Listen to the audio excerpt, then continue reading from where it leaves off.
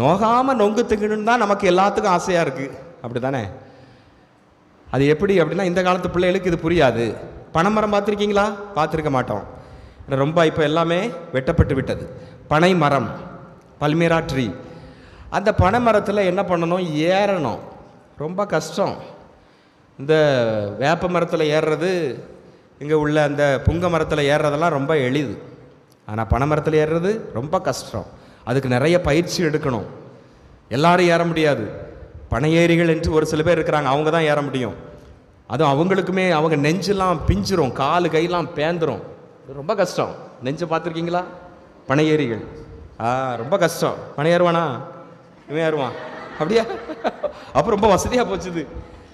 அப்போ ரொம்ப கஷ்டம், பனை ஏறுறது ரொம்ப கஷ்டம். ஏறி மேலே என்ன இருக்கும்? கிளைகள், கருக்கு இருக்கும், முள்ளா இருக்கும். அதில் போய் அந்த நொங்கை பறிக்கணும். பறித்து சுமந்து கொண்டு வரணும். வந்து கீழே இறங்கி அந்த பனம் பழத்தில் நொங்கு 3 கண் இருக்கும், சிலதில் 2 கண் இருக்கும். அதில் எங்கே இருக்குன்னு கண்டுபிடிக்கணும். கண்டுபிடிச்சி வெட்டணும்.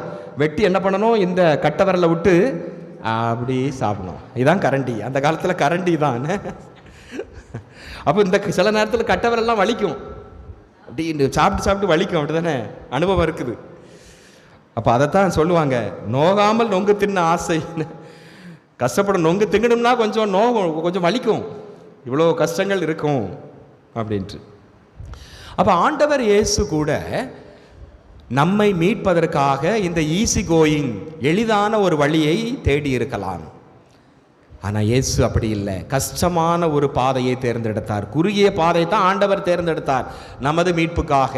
பாடுகள், வேதனை, சிலுவை சுமத்தல், சிலுவை மரணம், எவ்வளவு கஷ்டம். அந்த கஷ்டத்தின் மூலமாகத்தான் நமக்கு மீட்பை கொண்டு வந்தார் ஆண்டவர் இயேசு. அவர் இறைவன் தானே, அவர் ஏன் கஷ்டப்படணும்? கஷ்டப்படாம நமக்கு மீட்பை கொண்டு வந்திருக்கலாம்ல. அவர் இறைவன் தானே, அவர் கஷ்டப்படாம ஆன்லைன்ல நமக்கு மீட்பை கொண்டு வந்திருக்கலாம்ல.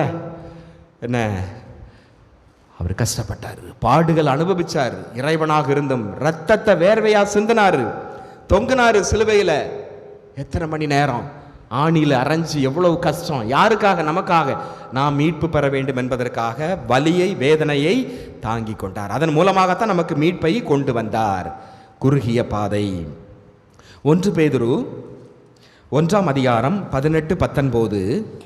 உங்கள் மூதாதையரிடமிருந்து வழி வழியாய் வந்த வீணான நடைத்தை நின்று உங்களை விடுவிக்க கொடுக்கப்பட்ட விலை என்னவென்று உங்களுக்கு தெரியும். அது பொன்னும் வெள்ளியும் போன்று அழிவுக்கு உட்பட்டதல்ல, மாறாக